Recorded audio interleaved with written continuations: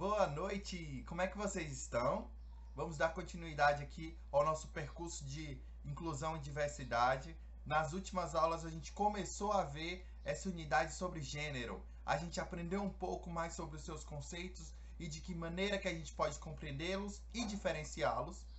Passei também para vocês um documentário extremamente interessante. Eu espero que todos tenham assistido Duas Vezes Senzala, que traz comentários e participações marcantes de quem está passando e quem está sofrendo na pele o preconceito, não apenas por ser negro, mas também por ser LGBT. Então é extremamente interessante que a gente se aproprie também desse discurso e passe a compreender melhor toda essa diversidade sexual. Vamos dar continuidade falando também sobre essas questões e vamos partir começando por uma forma de entender o que é a diversidade sexual. A gente pode dizer que diversidade sexual são as infinitas formas de vivência e expressão da sexualidade. A gente já aprendeu nas últimas aulas que existem diferenças quanto ao sexo, quanto ao gênero, quanto à identidade de gênero, quanto à orientação sexual. Então é importante a gente entender que tudo isso é a diversidade sexual. É a maneira como a pessoa expressa a sua sexualidade continuamente. Assim, a diversidade sexual e de gênero é um dos temas mais largamente debatidos, não apenas nos dias atuais, mas é um objeto de disputa pública por diferentes instituições na qual investem no social, por assim dizer, e que aquilo que nós chamamos de normas. Então, diversas instituições, aquelas instituições normativas na nossa sociedade, elas trazem ainda um discurso muito arraigado sobre diversidade sexual e de gênero. E quando eu falo nas instituições, eu estou falando a escola, a família, a religião, os sistemas de justiças.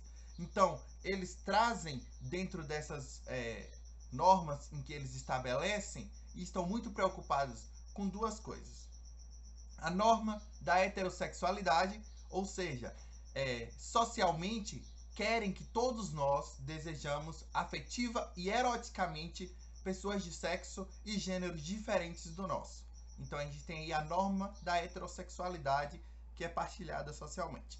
Temos também a norma da cisgeneridade. Vocês lembram que eu falei sobre pessoas cis e trans na última aula, na última videoaula? Então, ou seja, a norma da cisgeneridade, ela diz que estejamos de acordo com o gênero designado a nós socialmente. Ou seja, se eu nasci homem, eu tenho que me identificar ao masculino, a tudo aquilo que é do universo, do gênero e do que é aceito socialmente enquanto para um homem, enquanto para um sexo masculino.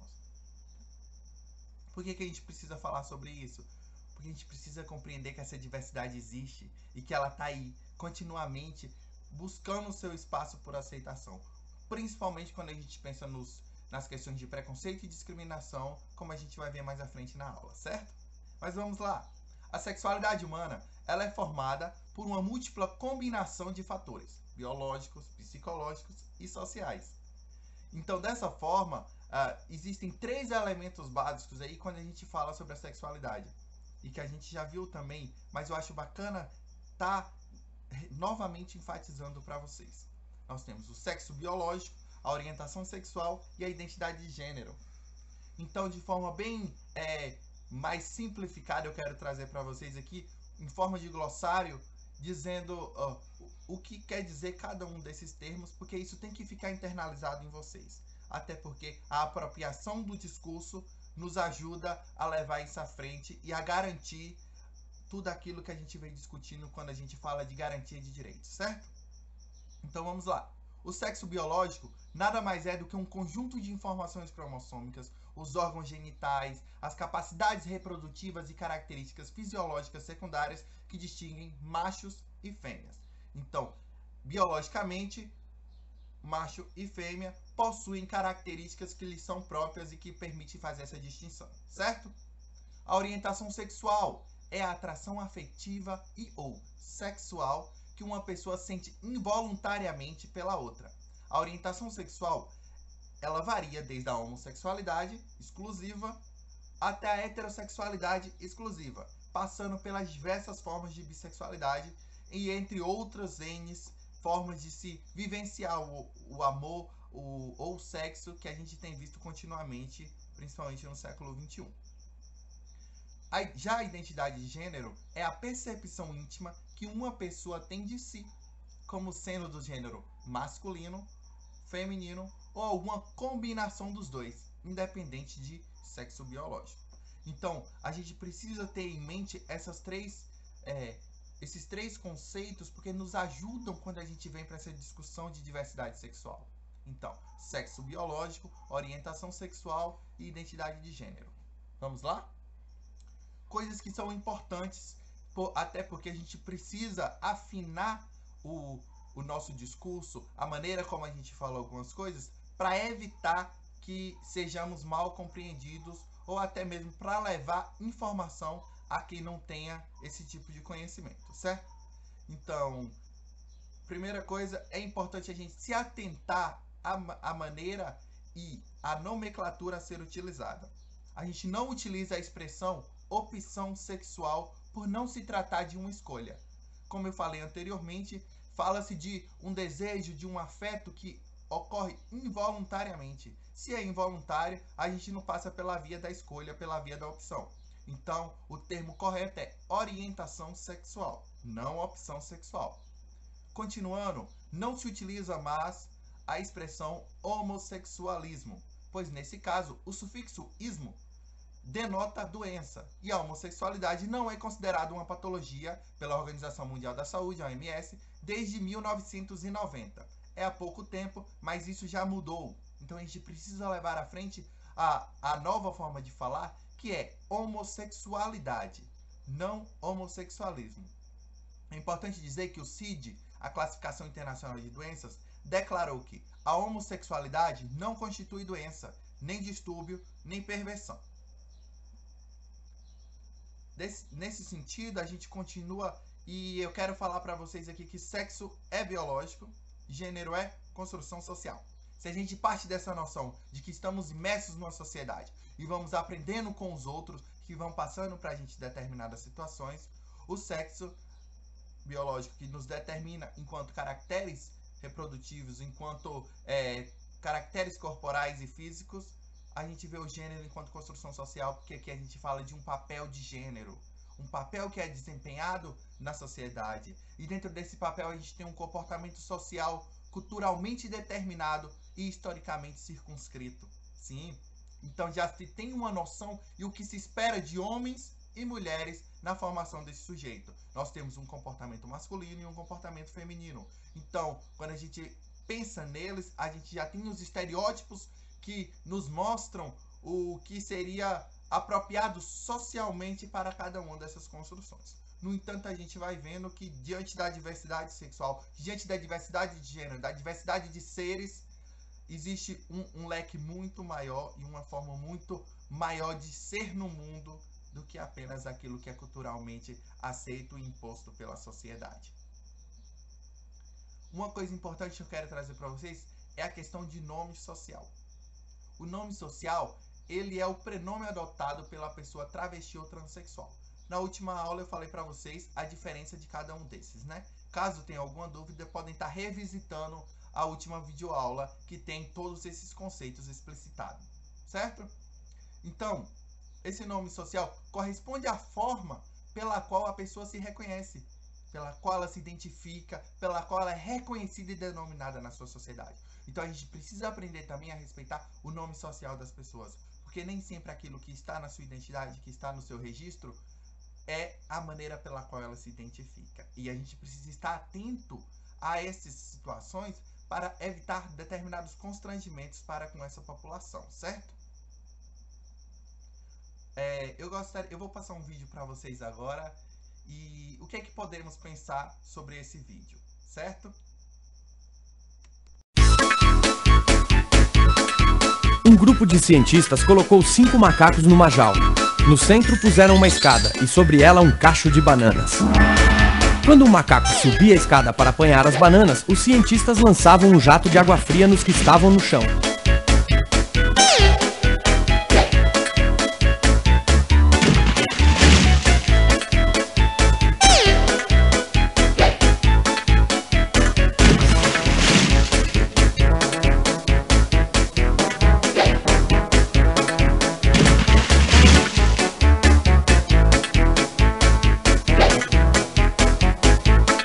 Depois de um certo tempo, quando um macaco ia subir a escada, os outros enchiam-no de pancadas.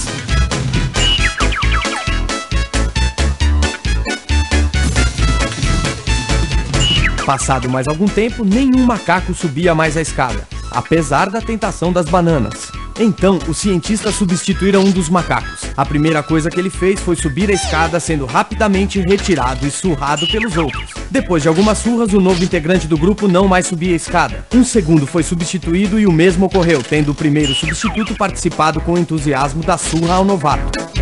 Um terceiro foi trocado.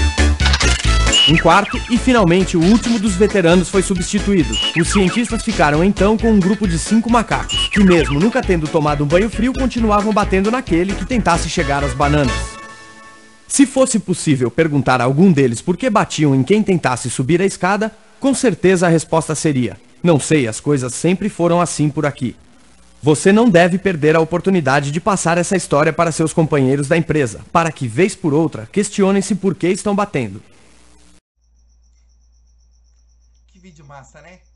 Eu achei muito interessante e eu quis trazer ele para vocês justamente para fazer a gente refletir o quanto que continuamente e historicamente nós vamos vendo determinados preconceitos, determinadas discriminações que vão ocorrendo e vão sendo passadas justamente porque sempre foi assim.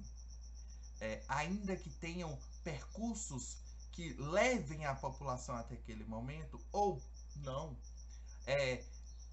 a maneira como cada um se comporta, a maneira como os grupos vão se comportando, vão sendo passado continuamente de geração para geração. E ali a gente vê, chega num ponto em que os macacos ali naquela jaula, que fazem parte daquele experimento, são todos diferentes do inicial, mas que continuam perpetuando aquela cultura que foi criada ali dentro, uma cultura de preparo, uma cultura de violência que foi passando de um para o outro e que, ainda que tentasse fazer diferente, o resultado seria o mesmo. Então são coisas que a gente precisa ter cuidado e coisas que a gente precisa refletir. Então, qual seria o nível de intervenção para modificar aquela cadeia de comportamentos que vinha acontecendo ali? Diante disso, eu trago novamente a discussão de preconceito e discriminação. Porque falar de diversidade, a gente infelizmente tem que se voltar para esse lado negativo que a diversidade sofre, que são os preconceitos e a discriminação. Então, só para a gente conceitualizar novamente, preconceito é o julgamento que fazemos sobre uma pessoa sem conhecê-la, a partir de rótulos e mitos atribuídos socialmente.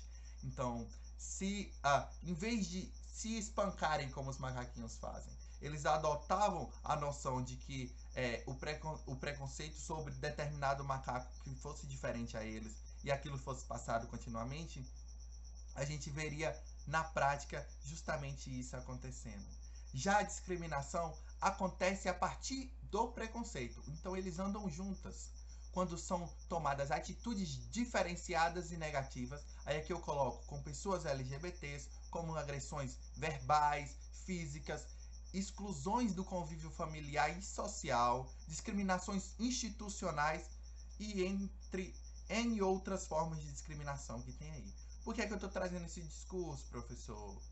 Então, porque a gente precisa se apropriar dessas questões, porque grande parte do fazer-se psicológico é lidar com questões de preconceito e discriminação que tanto fazem mal à população. E no caso aqui eu quero me voltar à população LGBT nessa nossa discussão de gênero, certo?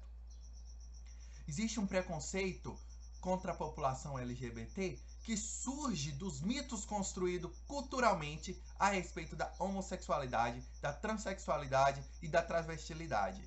Então, novamente eu retomo esse vídeo que acabei de passar para vocês dos macaquinhos. Sempre foi assim, sempre foi discriminado porque ele era diferente da gente, ou porque não dá para ser diferente, para fazer diferente ele tem que ser punido porque é diferente. Então, a gente precisa provocar essas reflexões em algum lugar. Eu trago alguns exemplos para vocês de mitos que são passados continuamente e que a gente precisa desconstruir na nossa sociedade e às vezes até em nós mesmos.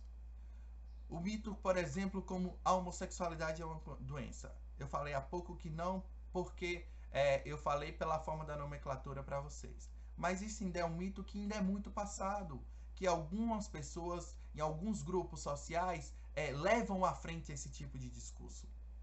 A realidade é que a homossexualidade ela é a expressão da sexualidade e é tão saudável quanto ser hétero ou bissexual. Outro mito que é passado é que crianças são influenciadas a serem homossexuais se tiverem contato com gays e lésbicas ou forem informadas sobre a diversidade sexual. Na verdade, a gente vê que não, né? A importância da representatividade e a importância de se falar sobre nos levam muito mais para um momento de aceitação e respeito do que necessariamente numa influenciação, né? Então, a realidade é que a atração afetiva sexual não é uma escolha. E sua definição enquanto orientação sexual não pode ser influenciada por outras pessoas. Outro mito é que transexuais são pessoas confusas e com problemas psicológicos. Não é dessa forma, meus queridos. Os transexuais são pessoas que, por terem uma identidade de gênero que não condiz com seu sexo biológico, podem manifestar a necessidade de realizar alterações corporais. Isto não significa que elas tenham problemas psicológicos ou transtornos mentais. Elas apenas estão com uma disforia de corpo e que isso precisa ser tratado. E muitas vezes é um processo de aceitação interno que vai passar por um processo de aceitação externo também. E são coisas que nós temos que estar atentos enquanto psicólogos. Eu quero trazer para vocês também essa discussão sobre a homofobia. Sim, a homofobia ela pode ser entendida como o medo, como o desprezo, a antipatia, a aversão ou o ódio irracional aos homossexuais. É o termo normalmente utilizado para se referir ao preconceito e à discriminação em razão da orientação sexual da pessoa, sejam elas gays, lésbicas, como a lesbofobia, ou bissexuais, como a bisfobia. E, assim, eu trago esses três que são, assim, os mais conhecidos, justamente porque a partir daí a gente sabe que tem inúmeras variações. A transfobia trata-se do preconceito e da discriminação em razão da identidade de gênero contra travestis e transexuais. Existe também a homofobia institucional. Vocês lembram quando eu falei sobre as instituições normalizadoras que temos na nossa sociedade no início da aula? Então, nós temos também a homofobia institucional, que trata-se da institucionalização do preconceito contra LGBTs por meio de normas impostas pelo Estado, como a criminalização da homossexualidade em países do Oriente Médio e do continente africano. Isso é uma forma explícita de homofobia institucional. Manifesta-se também em comportamentos e práticas discriminatórias cotidianas no atendimento a pessoas LGBTs em instituições tanto estatais quanto privadas.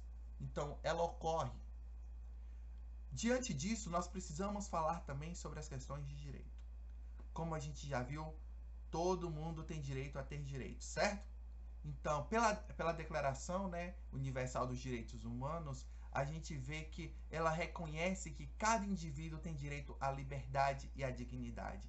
Então, o direito à igualdade é algo que é importante e que muita gente da população LGBT tem lutado continuamente. A nossa própria Constituição de 88, ela também traz o princípio da dignidade humana e afirma como objetivo fundamental promover o bem de todos, sem preconceitos de origem, raça, sexo, cor, idade ou quaisquer formas de discriminação. Então, o direito à igualdade ela nos é assegurada por documentos muito importantes.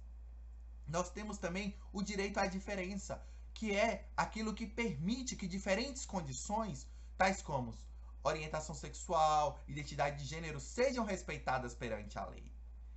Temos também que LGBTs estão nas mais diferentes classes sociais, ocupam todo tipo de profissão e têm os estilos de vida diversos, assim como todo homem na população. Então, enquanto homem eu quero dizer ser humano, viu? Mas há em comum o fato de que a grande maioria sofre preconceito e discriminação e por isso encontram-se muitas vezes em situações de vulnerabilidade. E é justamente nessas situações de vulnerabilidade que precisamos nos voltar, porque grande parte do nosso trabalho e do nosso fazer psicológico, que é pautado a partir dos direitos humanos, tem que estar de olho e atento para essa população que tanto clama por ajuda, que são aqueles que estão em vulnerabilidade. Existem marcos legais interessantíssimos que eu quero trazer para vocês, porque é importante a gente saber também as potencialidades que toda essa diversidade tem e precisamos ter propriedade dos marcos legais, certo? As questões de adoção. Nós vemos o artigo 42 do estudo do ECA, né, do Estatuto da Criança e do Adolescente, podem adotar os maiores de 18 anos, independentemente do estado civil. E no inciso 2, para a adoção conjunta, é indispensável que os adotantes sejam casados civilmente ou mantenham uma união estável, comprovada pela estabilidade da família. Pelo ECA, ele não cita gênero dos cônjuges adotantes em momento nenhum. Apenas diz que a adoção pode ser concedida caso sejam casados ou mantenham uma união estável. Ou seja, não há impedimentos legais para a adoção por casais homossexuais. No entanto, assim como na questão do casamento, que a gente vai ver logo após, existe uma previsão legal explícita que para ter uma autorização para esse casal gay. Por isso, muitos juízes ainda negam o direito à adoção para homossexuais. Sobre o casamento, a lei ela não estende o direito ao casamento para a comunidade LGBT, mas também não proíbe. O artigo 226 da Constituição Federal, ele traz alguns incisos que são interessantes a gente saber. Ainda que ele traga que a união estável é entre homem e mulher como entidade familiar e a lei deve facilitar essa conversão em casamento, a entidade familiar ela é formada por qualquer dos seus pais e descendentes. Então, os direitos e deveres referentes à sociedade conjugal são exercidos igualmente pelo homem ou pela mulher. Os dois componentes de uma união conjugal de acordo com a Constituição. No entanto, não existe algum parágrafo que exclua essa possibilidade para um casal LGBT formalizar sua união. Por isso que em 2013, quando a CNJ, que é o Conselho Nacional de Justiça, emitiu uma resolução que obriga os cartórios do país a realizarem casamentos entre pessoas do mesmo sexo, ainda que não tenha uma força de uma lei, essa decisão ela já permite e já possibilita que muitos casais do mesmo sexo possam realizar essa união que tanto é desejada por alguns. Então essa resolução é a resolução do CNJ número 175 de 2013. Dispõe sobre a habilitação, celebração do casamento civil ou conversão de união estável em casamento entre pessoas do mesmo sexo.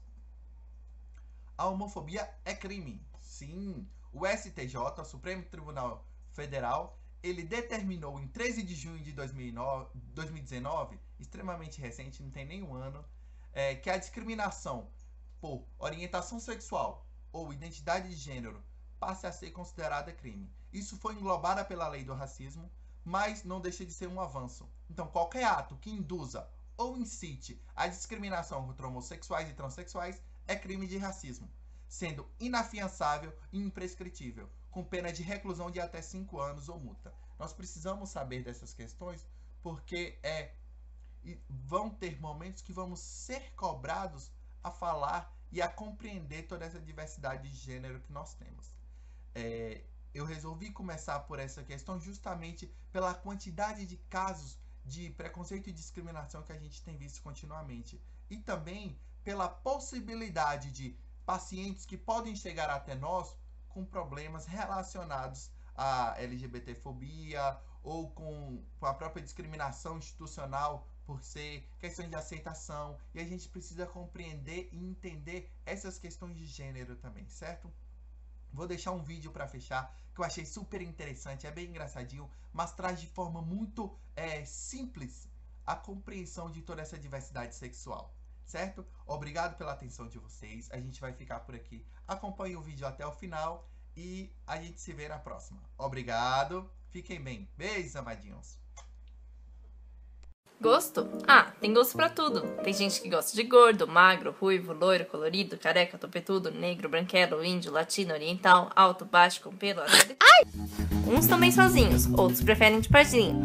Tem gente que gosta do montinho. É o século XXI, tem um monte de coisa diferente. E muita tecnologia. Mas só sossego com velho arroz. O que foi? Tem homem que gosta de homem, tem mulher que gosta de mulher, é normal. Tem gente que acha os dois gostosos. Tem até quem não gosta de nada e vai achar ruim. As pessoas nascem assim. Uns, aliás, nascem no corpo errado, mas não vai pensando que trans é bagunça não. Tem desde o paleolítico. Ui. Chupa essa manga. Sem esquecer as drag queens que são arte pura e os que comem de tudo. É pão, amor, e não pão, tá? A gente gosta de toda a gente, só não dos azedos. Todo sabor e toda cor. Uma coisa é certa, todo mundo gosta de respeito.